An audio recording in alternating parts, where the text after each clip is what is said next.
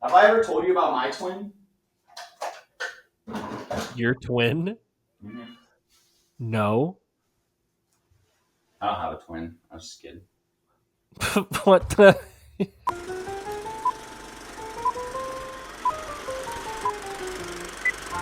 Ladies and gentlemen, prepare for a cinematic odyssey through the 100 greatest films spanning from the roaring 1920s to the cutting-edge masterpieces of 2024. Carefully curated from the lovely people on Letterboxd. Two intrepid souls embark on a journey through a treasure trove of timeless classics and groundbreaking contemporary works, where each frame embodies the enduring magic of the silver screen. Grab your popcorn and join us on this epic expedition through a century of cinematic excellence, where every film promises to enchant, inspire, and leave an indelible mark on the soul. And now, for your listening pleasure, here are the Letterbros.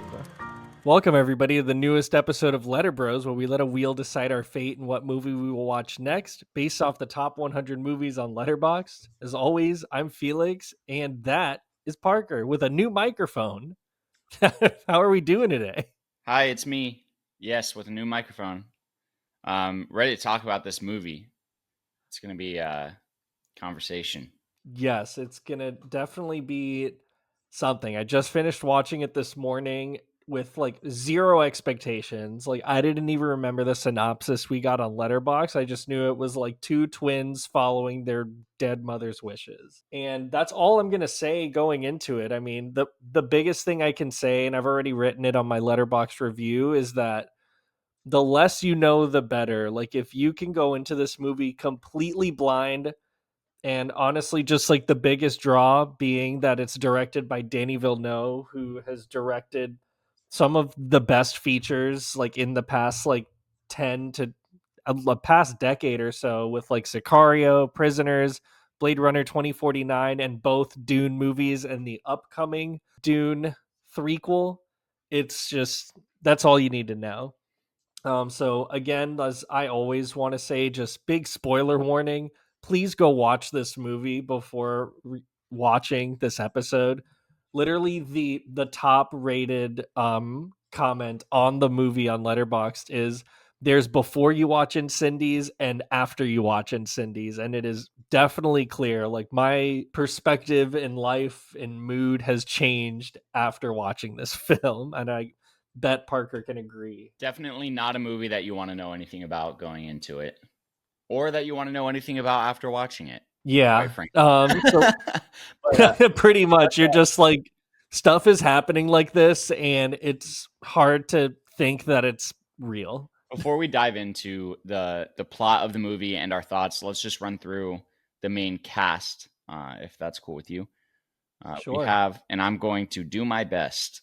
We have Lubna Azabal playing our lead. I would say one of our lead characters, Nawal Marwan. Melissa Desarmo Polin, who plays Jean.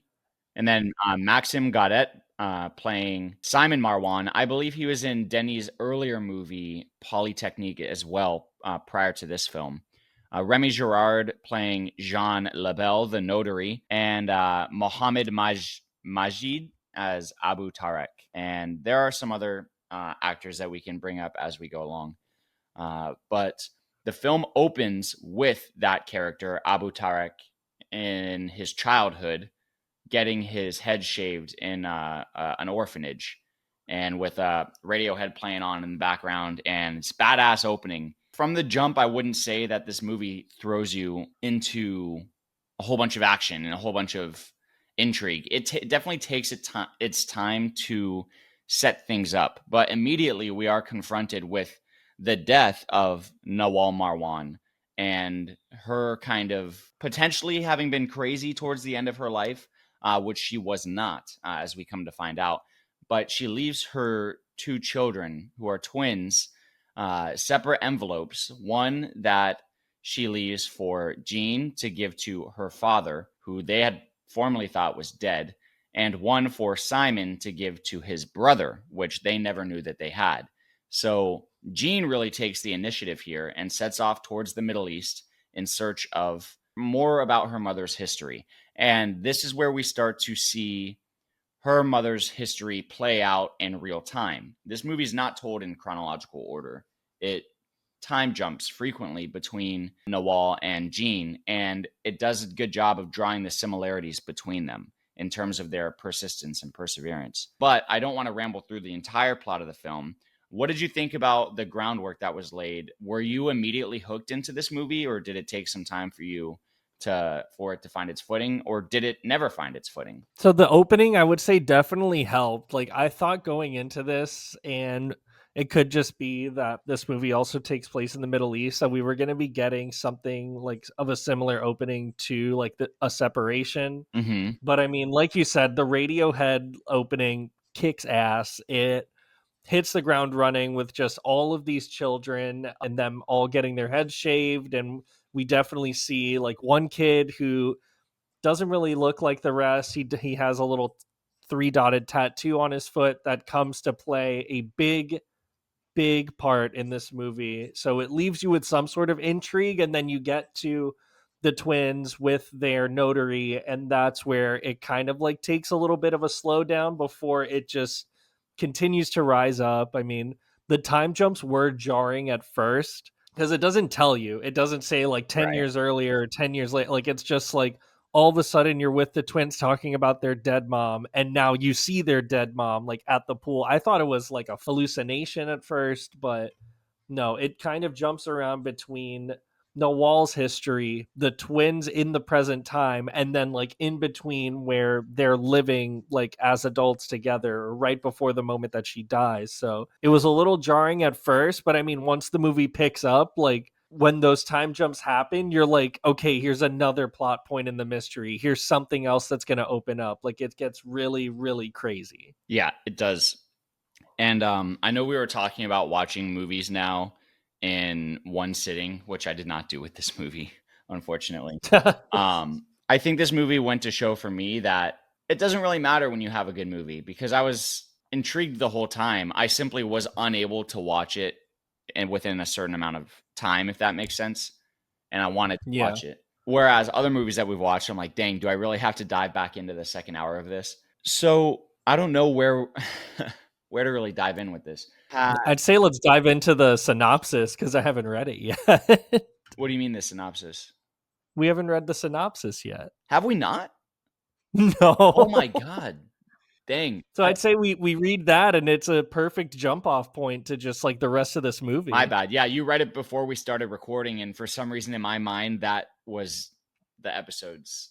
No, dude, but I think it will help out because again, this movie is kind of difficult to talk about. So we have Incendies, directed by Denis Villeneuve. It follows twins Jean and Simon as they're thrust into a gripping mystery when their late mother's will reveals shocking secrets, sending them on a perilous quest to the Middle East. Each revelation pulls them deeper into a chilling thriller where family ties are intertwined with the horrors of history. And obviously, this movie, it's based on a play that Denis Villeneuve actually went to go see. Let me just...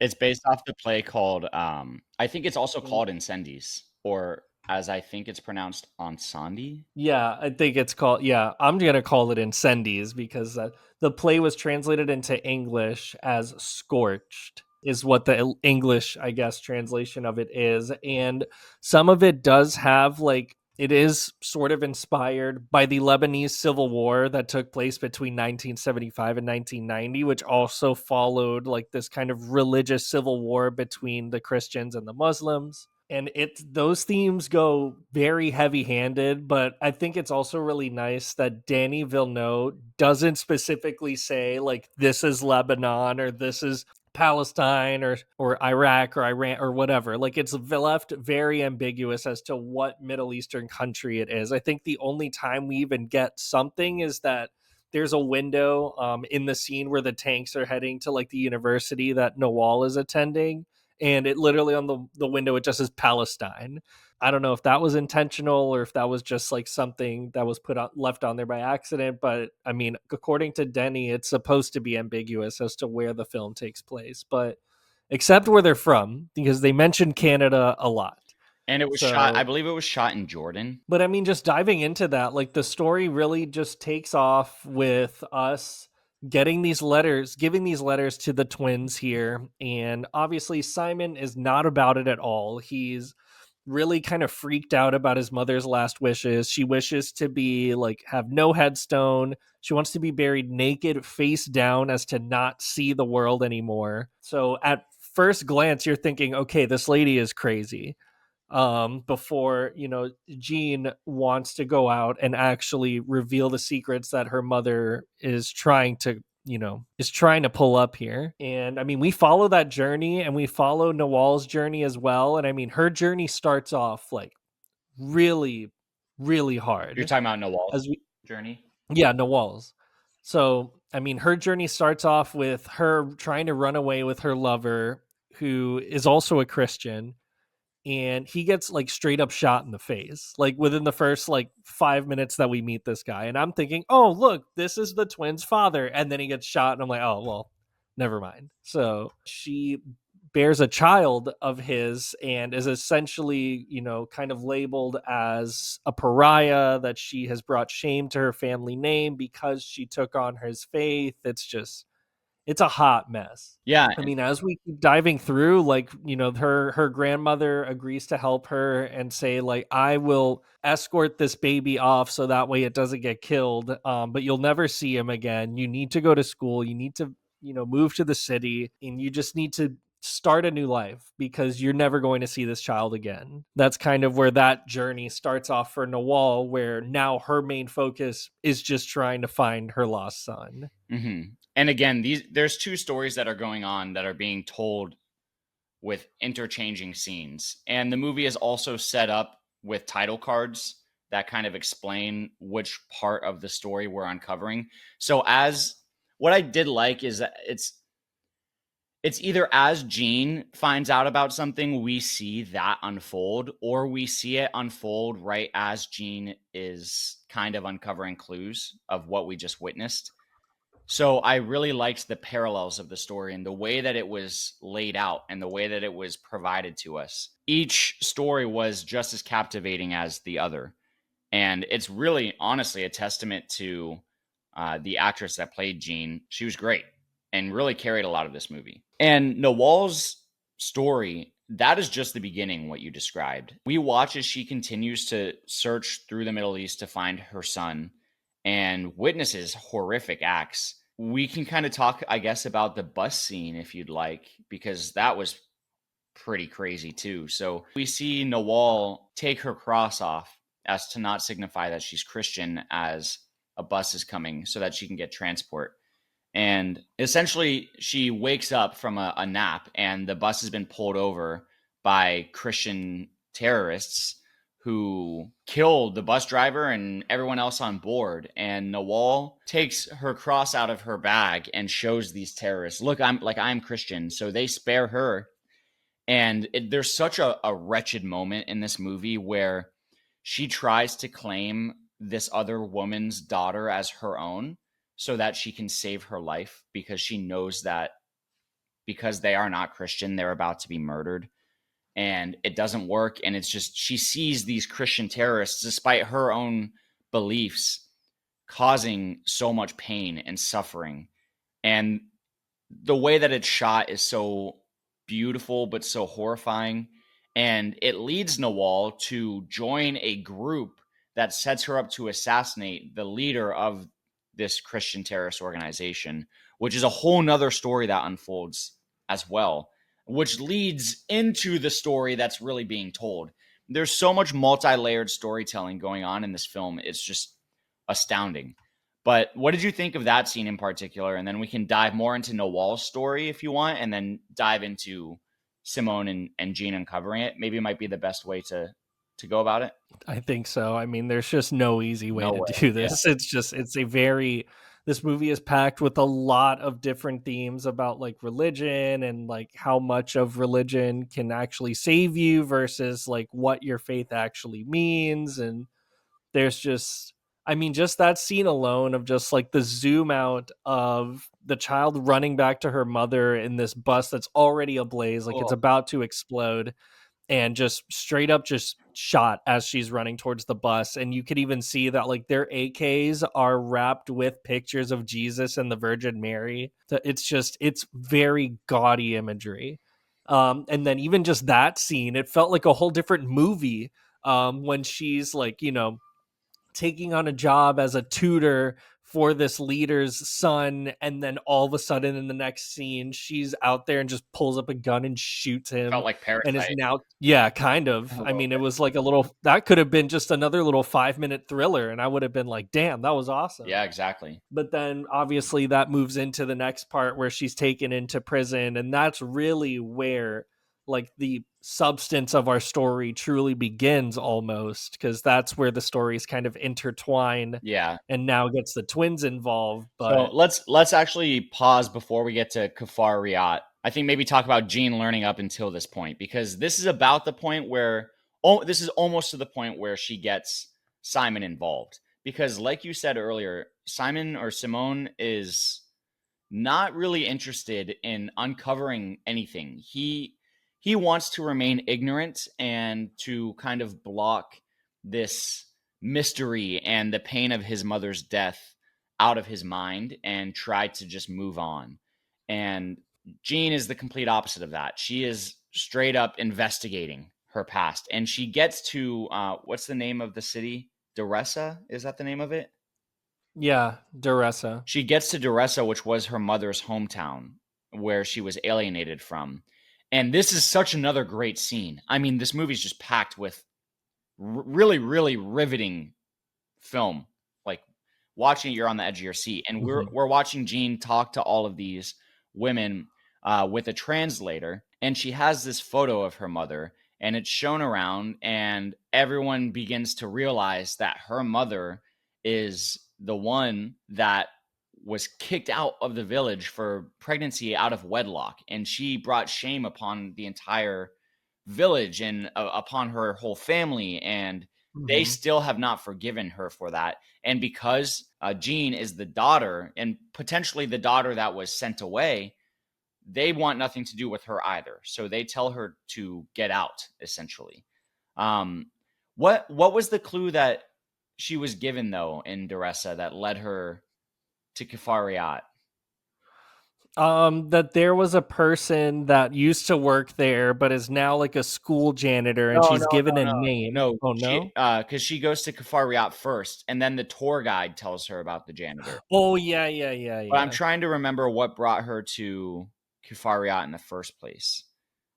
I'm trying to find it. Oh, she finds prison records from the notary, I think is what happens. From Gene, or she talks to Gene, Yeah. and he, I think they mentioned the prison in the conversation. either which way, she Yeah. ends up at this prison, Kafariat, which happens to be the prison that her mother, Nawal, was held in for 15 years after murdering the leader of the Christian organization. And she became quite infamous in this already infamous prison that was known for torture, held a lot of prisoners of war, political prisoners, had a whole wing for the women as well.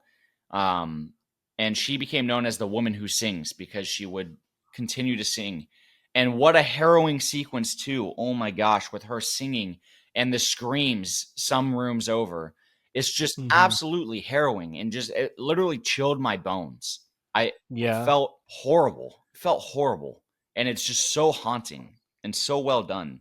And I think like the kind of the crazier part of that is when Jean is having that conversation with the former prison guard, is that he talks about like her resilience as they tried to break her, and they tried to do all of these things to her to like break her spirit, and that she could never be broken, so much that they had to bring in a specialist named Abu Tarek, who basically was like a torture specialist. And Like and he this is the Yeah. janitor now that's telling her that. So Yeah, she this goes is to the janitor Kefariat, and that's the tour telling her. guide's like, I don't know. I wasn't here during that time, but this guy might Yeah. know. And then she goes and finds him. So, I mean, it's just a testament to her resilience until this, like, just diabolical man comes in and just continues to just take advantage of her over and over and over again and just completely destroy her. It's just, yeah, like you said, it's harrowing. It's like, this was probably one of the hardest films to watch, but I was just so intrigued with like what was going to happen next that like I couldn't stop watching. So from this janitor, we find that this torturer, Abu Tarak, who is notorious for breaking people, he raped her repeatedly in the prison as means of torture. And she eventually became pregnant. And after she gave birth, she is when she left the prison. And at this point, this is where we as the audience realize, oh shit, like the twins are a product of rape, like from like this is how the twins were conceived.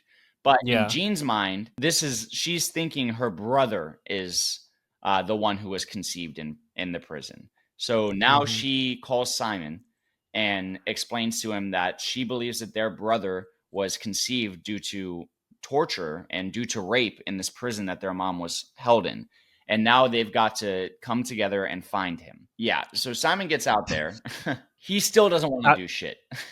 Yeah, I was like, he basically had to be dragged to this country by his auditor, or not his auditor, his notary, and like his notary's friend who is a native of the country, and basically is just like, here, we did all of the work for you. You just need to like go and do it. Like, just literally just go and do it. Simon's the worst. Like, From the files that Jean has and from a little bit of detective work, they realize by deduction that, right, it was through Jean that their brother must be named Nihad of May.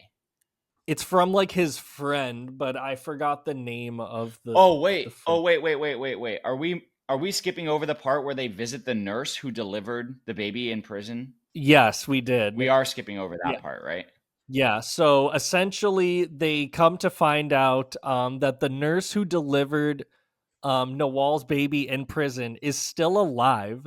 So they go to visit her in the hospital, to where they start explaining to him like, oh, like this is their mother is Nawal, and the nurse lights up because we see in an earlier scene that after the children, because she does conceive two children in the prison, that they were about to go and throw them into a river before the nurse basically said, oh, tell them you threw them in a river, but I want to take care of these children and wait for her to come out of the prison.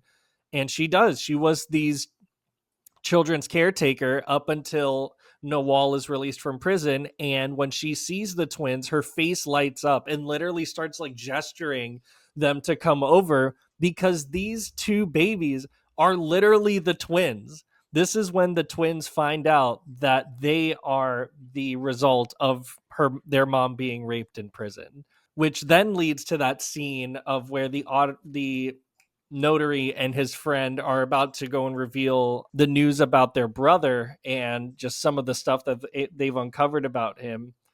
And there's a line in the movie, like during this scene, that literally was just like, because Simon goes over, why don't we just open the letters and just get it over with? I don't want to be doing this anymore. Mm-hmm. And Jean says that would be like rape. And fucking Simon says, great, it runs in the family. Crazy. It's just like, what is wrong with you, dude? Well, Like, this coping. just, Like he clearly had. oh, I know, but what a lie! I'm like, who wrote that? Yeah. Yeah. That was crazy. Yeah. But I mean, how do you even begin No, to I break that down in your head? I mean, it worked, and I don't think you're saying it didn't work, but I get what you're saying. it was just like a crazy line. I didn't think I would hear a line that crazy in a movie ever. Like, that was just like, it was so out of the blue when I first heard it that I like So rewinded and I was like, did he say that? here I am thinking at this point in the film, wow, that is devastating. Yeah. They just realized that they were born because their mother was raped and tortured in prison. And we even see Nawal while she's in prison during flashbacks beating herself in the stomach, trying to kill the fetuses. And it's just, Yeah. I mean, it's so heavy already. It's so heavy. Mhm.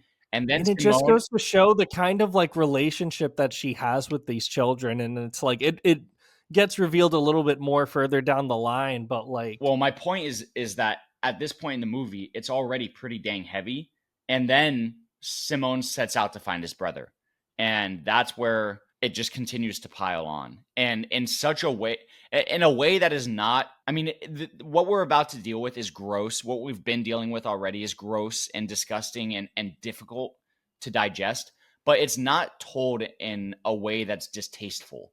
It's told in a way No. that handles every beat of the story with so much care and with so much elegance and with so much empathy, both by Denis and by the entire cast. So Simone and Jean and Jean, they find that their brother, due to circumstances, right? And fill me in if I'm missing out on any details. They find out that their brother must have been called Nihad of May, and he was sent off, as we discussed earlier, and placed in an orphanage where he was then picked up by a warlord that took him in because Nihad was showing great promise as a sniper. And the warlord took him in, and that's what we're seeing, I think, in the beginning of the film, not the Yes. orphanage. I think we're seeing him become a soldier, so that's my mistake. Because they blow up the orphanage, but he spares the children and turns them into like little mini soldiers, and that's what Yeah. we see in the beginning of the movie. And that's Chomsadine is the name of the warlord. And who knows Chomsadine that says that he will find you, you don't find him? It was this random guy. When they go to Jean's friend, right? Yeah, there Yeah, was okay. they go to Deressa and they meet up with this dude who's like, "No, come over, let's have some tea." And they start bringing up like Nihad of May, and they just like there's no words uttered.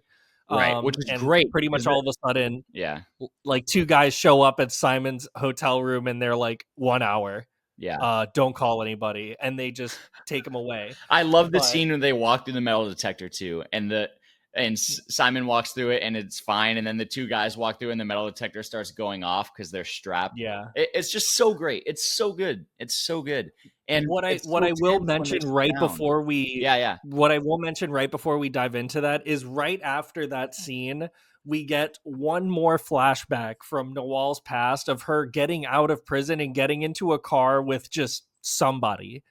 And he pretty much starts talking about like, I think it's probably one of the heads of like the opposition of the Christians, who was like, "You've done a great deal for us by killing this leader. We want to Yes. make sure that you have a great life. We want you to go and take care of your children." And she wants nothing to do with these children, Mhm. based off of what she's telling us. Like, she's saying like, "Your family is our family, your children are our children." And I'm thinking this time that she's speaking to Abu, but I don't think it is. So what Um, I picked up from that is that maybe the notary was involved in some way and knew that she was coming before she got there.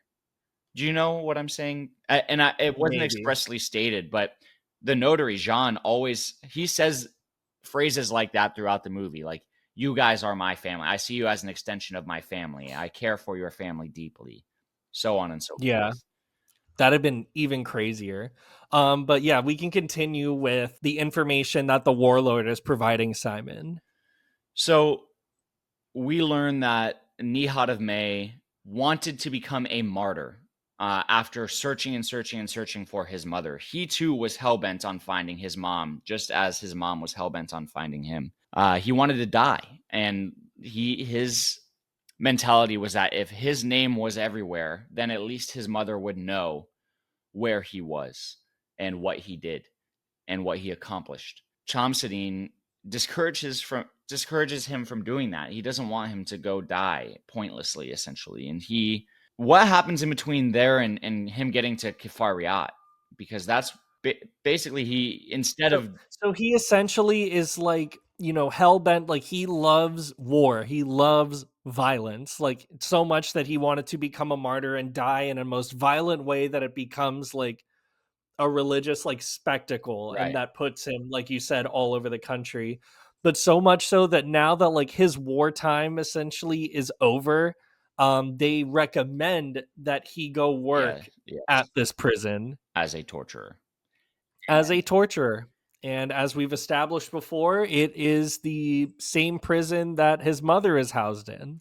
From there, we start to realize as the audience, and Simone kind of has the inkling of the idea. He says, "No, that's impossible." And Shamsuddin, he say explicitly Nihad of May became Abu Tariq? He sure does. Yeah.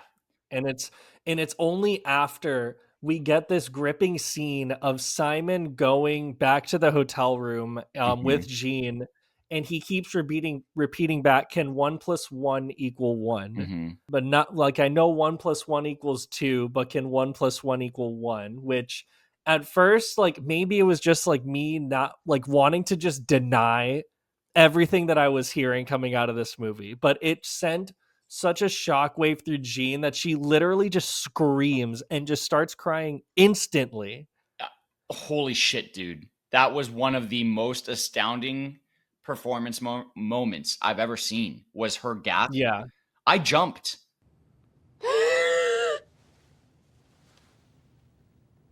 So did I. It was very her jarring. realization was incredibly well performed and felt genuine. Like, I genuinely felt that. And what Simon is saying, can 1 + 1 = 1? Can brother and father equal 1? Are they one and the same? And that's where they realize. And then they have this moment in the pool where Yeah. they're swimming. And this isn't my take. I heard someone else or saw it somewhere, but this movie does have a contrast between the pool, the water, and the fire. And the water kind of signaling cleansing yourself, where the fire is the horrifying nature of their reality that they're living in. Because the twins do go and swim like really fucking aggressively after they found out that they were conceived through rape. Like, it's a very just like aggressive scene that we watch, and it's them trying to just like cleanse off. Is that after they find out that they were conceived with rape, or after they find out that they were?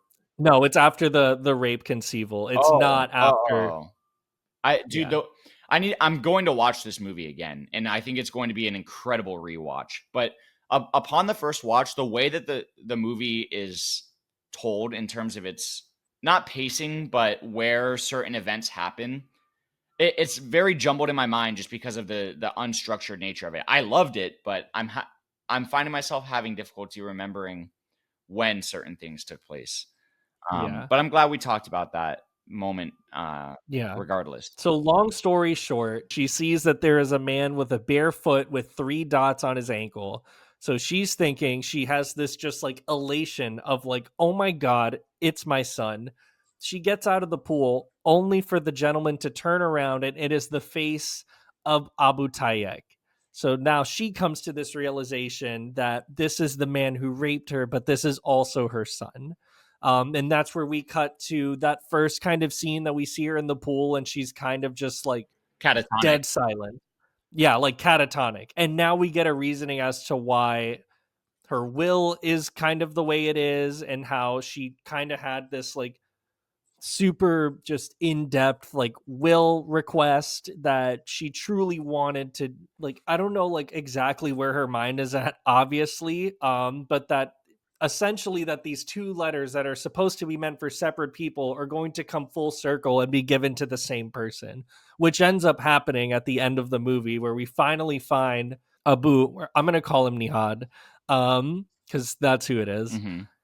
He works in Canada as a janitor, like he cleans buses, and the twins essentially find him and give him this letter with both of those letters inside of the envelope, to which it's another just gut-wrenching scene of him opening the letters, like it's 3 very different letters. One addressed to the father, signed by Horse 72, kind of just being like, you completely took everything from me, like just super just like demeaning. Then it's one addressed to her son, which is very loving and pretty much was like, I've spent my entire life looking for you. She knows and her son.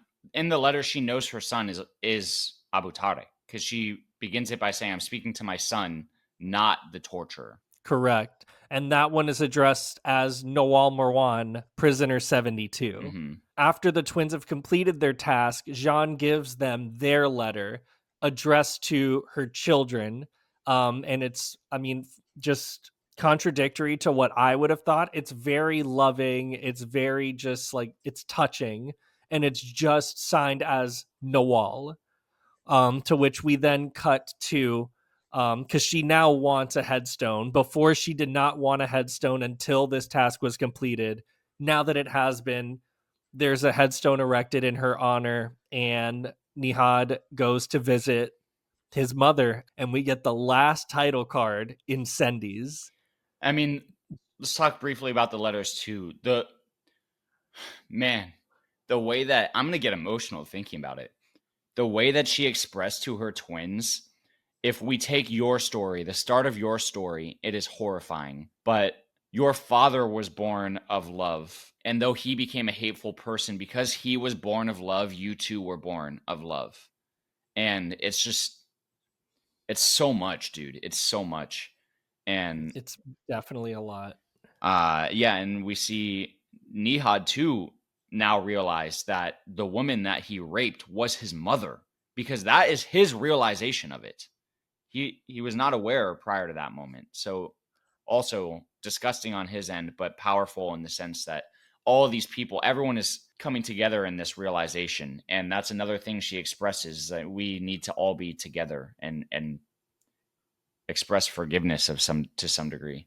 So I'm ready to dive into the rankings if you are, but Same. Let's fucking do this, dude. This is honestly one of the most just gut-wrenching movies I've ever seen, but the ratings will definitely be reflecting it on my end. All right, so enjoyability and rewatchability for me, this was definitely an experience that, while gripping to watch, it definitely like just it left me thinking a lot. And it definitely was, in some ways, it's crazy to say enjoyable for a movie like this. mm-hmm. But I don't feel like I can return to that headspace again after watching this movie. So that's where I give it an 11 out of 15 in terms of in the experience of me watching this movie. It was unlike anything I'd ever seen or felt or experienced before.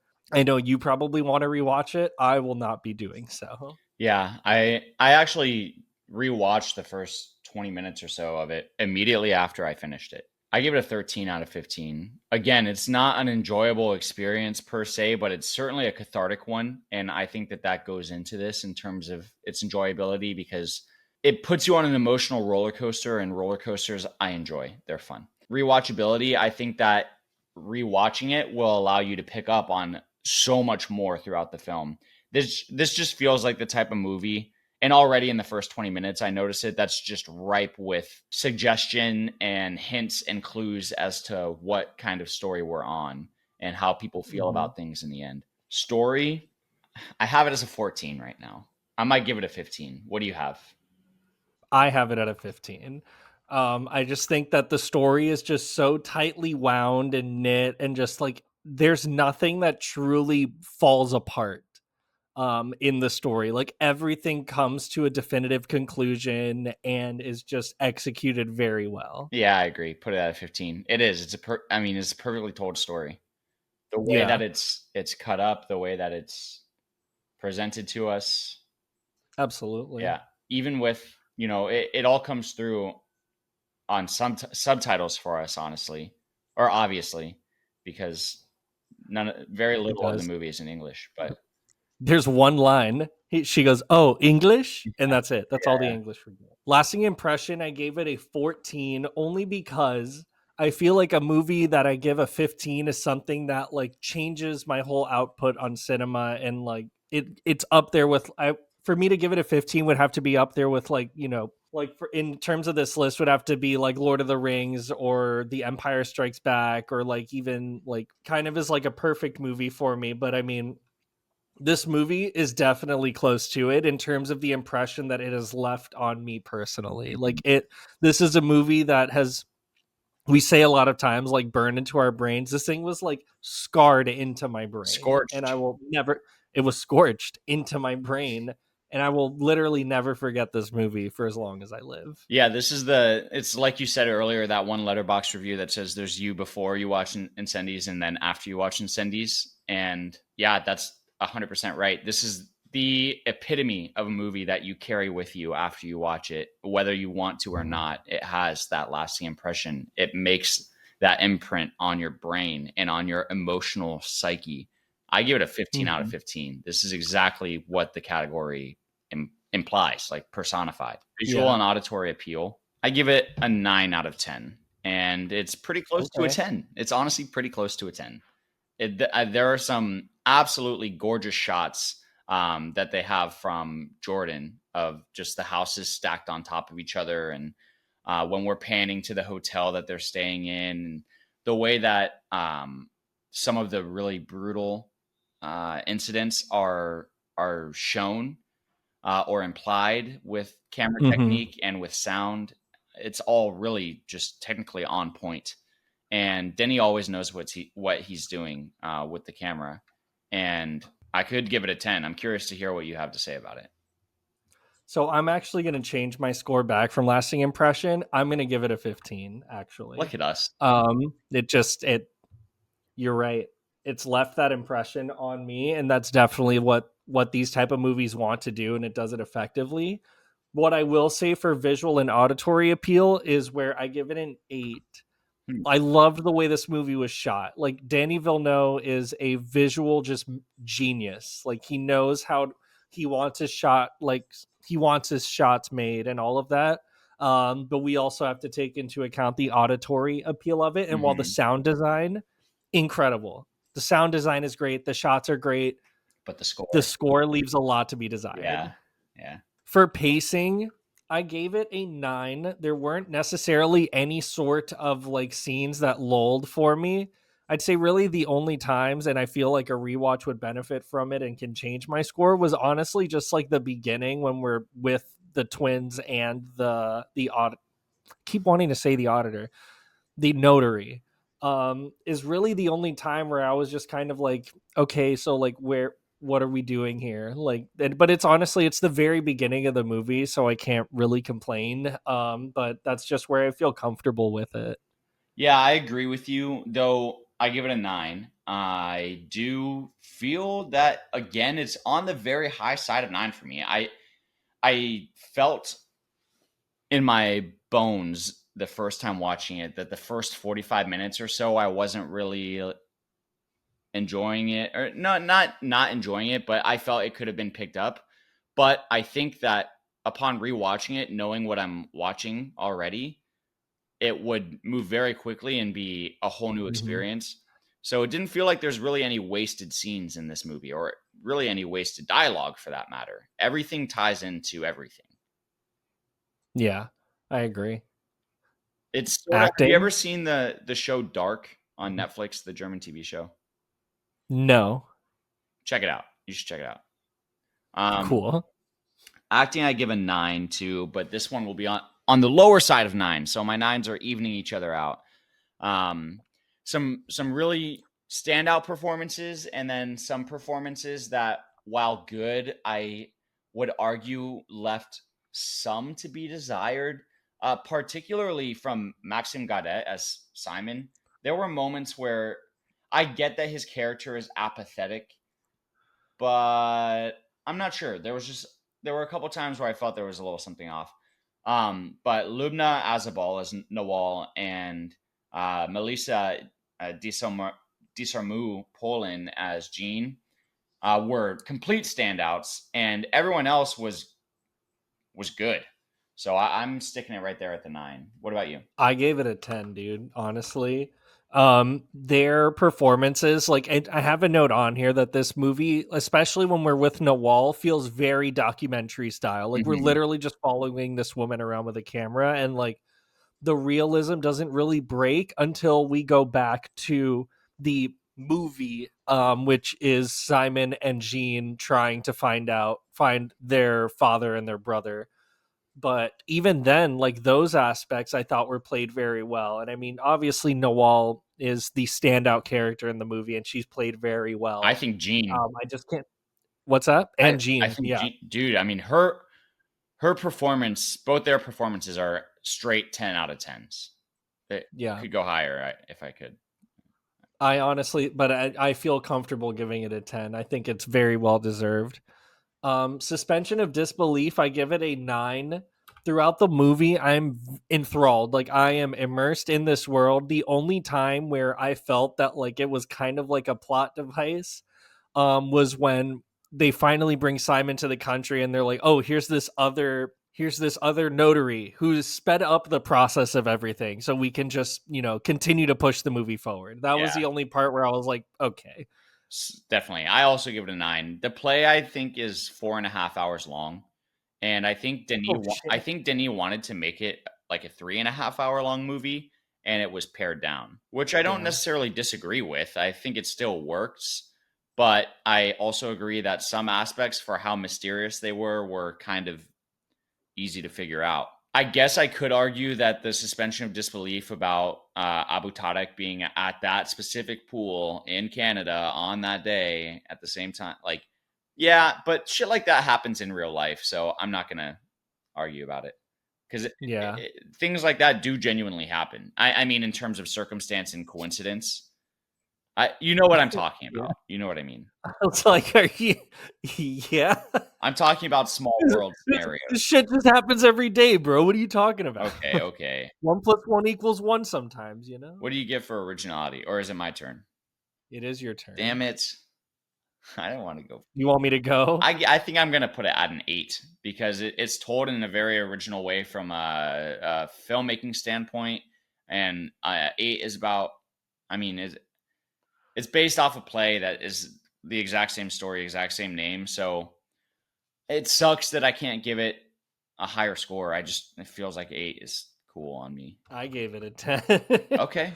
I'm like this could be told in such a melodramatic way where it's like your father is your mother's brother and you're just like all this kind of like random shit. It felt like on paper it could either feel like it's like a really stupid disgusting idea or it's like some melodramatic soap opera shit.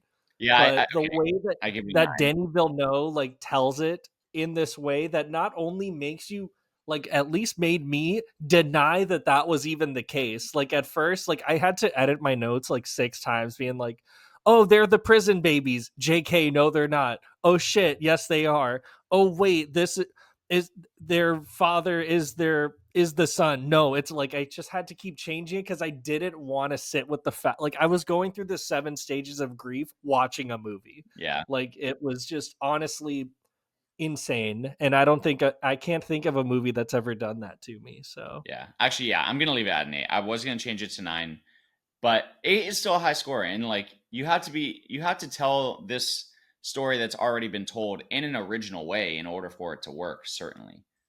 So I well, could bump it to we've been pretty we've been pretty like head on. We're both tied at an 87. So this is where it could change with attachment. yeah, what do you give it? I gave it a 3. Oh, really? Yeah, pushing it to a 90. I gave it a 4. Ooh, pushing it to a And 90.5. I'm thinking That's about great. my originality score even before we look and see where it's on the list.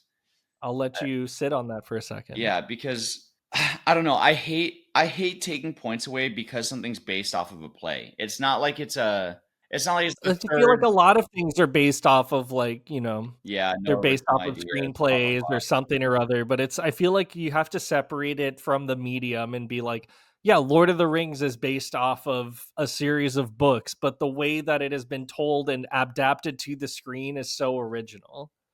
Or like Glengarry Glen Ross. Like there's the screenplay, it's a very well adapt like it's a well established play, but then you put it onto the screen and it's I also agree. something wholly original. I'm gonna put it at a 9. I'm gonna put it at a 9 because Cool. Denny took a story that had to be told on a stage verbally and gave us there's not a lot of exposition in this movie, which is great. You're figuring things out as you're watching people and Mhm. you're watching things Through happen. dialogue and just through the actions of the characters, and he takes what's on the play and puts what you can't put on a stage. Like you can't have tanks, you can't have a bus blowing up, you can't like there's some things that you You're can't good. just adapt onto a screenplay that doesn't make it feel real. And he takes you on location. he puts you in the middle of all of that shit that's going on with the Lebanese civil war, and it makes it feel so real. Like, I didn't even think it was based on a play when I was watching it. I thought it was just because it's also just based on a person's real life. It's Suha Bekara is what the film and the play is based off Oh, of. wow. So it's just these real events taking place on camera makes it feel so much more real. Well, shoot, we have ourselves a good one. I was excited. I wasn't sure. I intentionally did not try to not tell you how I felt about this movie until we said I'm glad you didn't, because you were just like, all I got was bro. And that was it about this movie. So let's see where it lands. It averages out to a 91. So 4.5-star movie from both of us. And on the top list, it's so great. Oh, but it's tied with Empire Strikes Back. Ah. Whoa. I think Damn. Empire probably goes above it because it has a higher rewatchability and attachment. It definitely has a higher attachment. Well, no, because I gave it a 3. Did you give it a 5 though? Yeah, I gave it a 5. So yeah, it has a higher. Damn it. Well, it takes off Lord of the Rings. Yeah. By 2 points. So our top 5 now. Great. It's a top 3. At number 5, we have Spirited Away with a score of 87. Number 4, Fellowship of the Ring with a score of 89. Number 3, Incendies with a score of 91. Number 2, Empire Strikes Back with a score of 91. Number 1, The Thing with a score of 95. Our only 5-star movie still. Amazing. That's crazy, dude. Incendies, the sleeper hit of the pod. And okay, is it 5 stars, like the way that we have it set up, 5 stars is intentionally like hard as fuck to hit. Right. Yeah. Like any movie that I feel I rate a 3.5 star and above is a good movie to a fucking amazing movie that I can't wait to tell people about, like Incendies. I can't wait to tell people to go watch this and then have them text me why. Literally, like, why did you make me watch this movie? But I'm just kind of changing some things around here to make it uniform. Mm-hmm.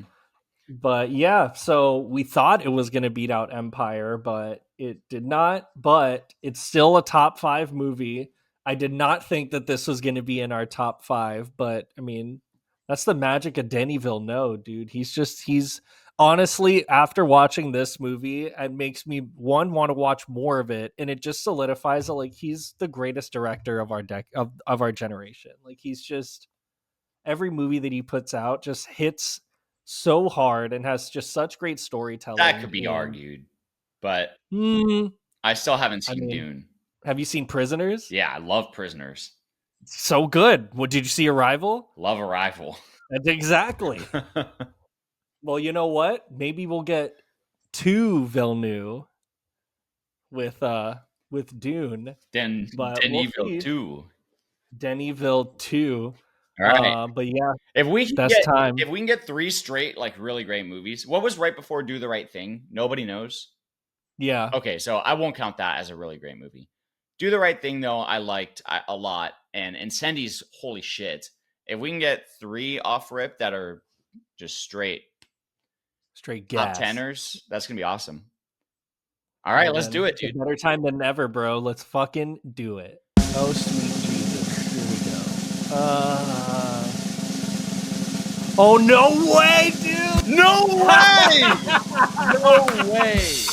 No way! Yeah! Bill 2 came Let's through. fucking go! That's crazy.